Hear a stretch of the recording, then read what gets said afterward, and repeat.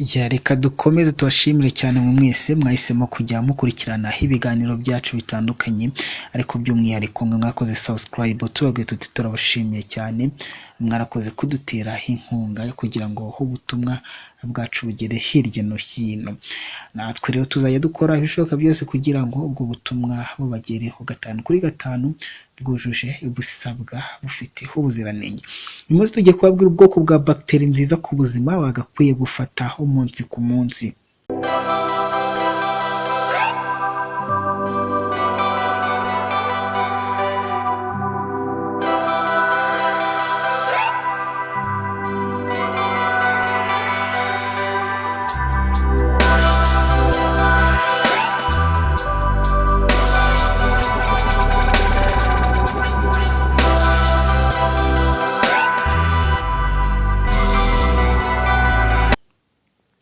Bacterie ni ubwoko bwa microbe akenshi iyo havuzwe iri zina benshi bumva indwara cyangwa kumererwa nabi mu mubiri muri rusange. Mu by'ukuri siko bacterie zose zinjiye mu mubiri ziba hari mbi cyangwa se ngo ziteze indwara. Hari izifasha umubiri mu mikorere itandukanye ndetse no kurwanya bacterie mbi. Umuntu muzima agomba kuba afite bacterie nziza buri gihe zigera kuri miliyari 100,000. Izi bacterie ziba mu kanwa, ku ruhu, mu matembabuzi, mu mvubura zitandukanye, muri nyababyeyi, mu gitsina, mu bihaha, mu macandwe, mu rurenda rwo mu mazuru no mu maso ndetse no mu nzira y'urwungano ngogozi.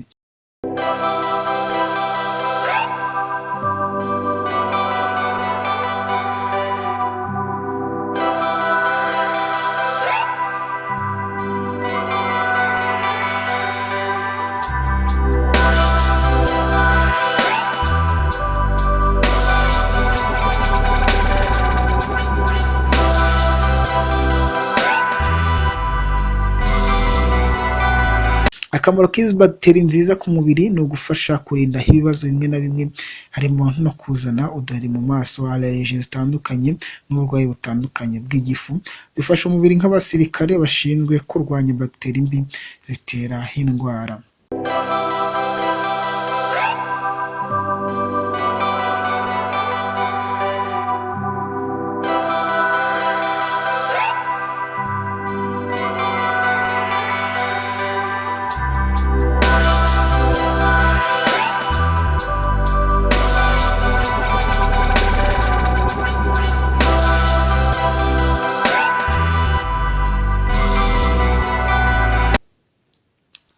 Ubushakashatsi bwerekana ko hari ubwoko bw'ibiribwa bubamo bacterie nziza nzima zizwi nka probiotique ziboneka cyane cyane mu biribwa byasembuwe cyangwa inyongera.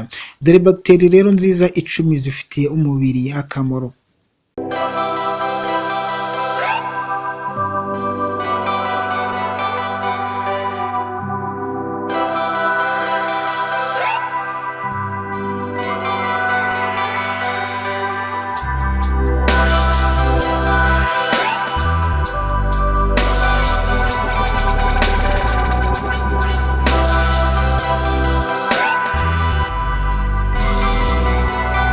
Hari izitwa Lactobacillus acidophilus.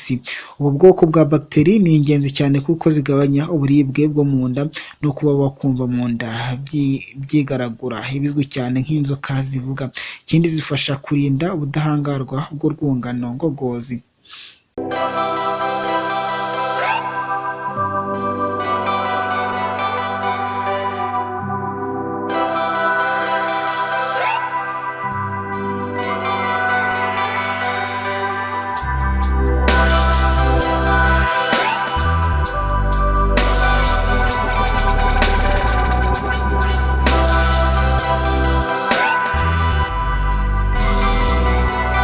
Izindi bacterie zitwa Lactobacillus cereus zigabanya ibimenyetso byo gucibwamo ndetse zigatuma bacterie zifitiye akamaro umubiri zikura neza. Hanyuma icya gatatu harimo Lactobacillus plantarum. Ubu bwoko bwa bacterie bugabanya ibyago byo kurwara indwara z'umutima cyane cyane mu banywi b'itabi. Icya kane ni Lactobacillus salivarius. Izi zirinda icyo twakwita nk'imipaka y'amara kuba yakwangirika mu gihe kigogora ndetse ikagabanya mu guhumeka umwuka uhumura nabi.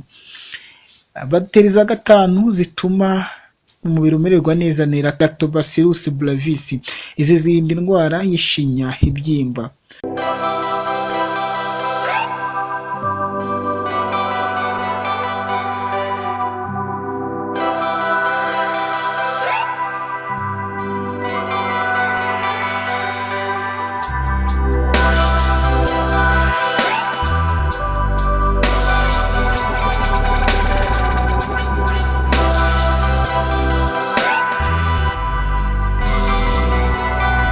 Icya gatandatu ni Lactobacillus rhamnosus.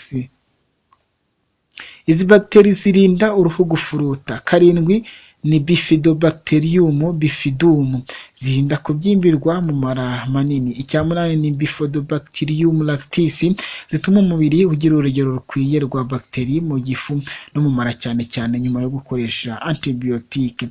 Icya cyenda ni Bifidobacterium longum, izi zifasha mu kuvanaho ibimenyetso bijyana no kutihanganira gluten. Ibi bikunze kuba ku bantu barya ibinyampeke bakagira ikibazo nk'umuceri, ingano cyangwa se ibindi birimo ifarini.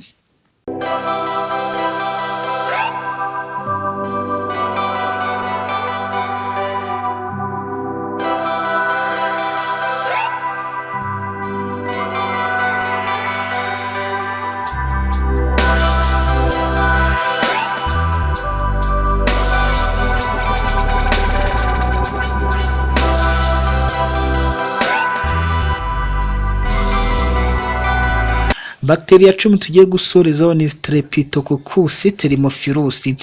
Zifatanije n'izindi bagiteri twabonye zigabanya ibyago byo kongera kuba warwara indwara z'umutima. Nihe wasanga izi bagiteri nziza? Izi bagiteri nziza tumaze kuvuga ziboneka mu byo kurya cyangwa kunywa bitandukanye. Aho ziboneka cyane ni mu mata y'ikivuguto, yawurute, gusa hari n'ahandi biboneka nk'amavuta y'inka cyangwa fromage n'ibindi biryo bisembuye nk'imyumbati isembuye cyangwa ibindi bikunze cyane kuboneka mu bihugu bya Aziya y'Iburasirazuba nk'Ubuyapani na Koreya. Reka tubashimire cyane mwe mwabanye natwe rero, aho tubabwiye bagiteri nziza mu gihe hari abumvaga mikorobe zose ari mbi, ariko tubabwire ko n'umubiri nawe uba ukeneye mikorobe nziza kugira ngo ugende umererwe neza. Ngaho rero kora subscribe, kandi iki kiganiro niba wagikunze ugisangize na bagenzi bawe, ubundi tukubwire tuti natwe tuzakora ishoboka byose kugira ngo dukomeze kubashakira ibiganiro byiza cyane ndetse biryoheye amatwi n'umutwe. Mukomeze mugireho umunsi mwiza, mukomeze mugireho ubuzima bwiza, impagarika n'ubugingo. Mwari kumwe na Protais Mbashimana. Ciao ciao.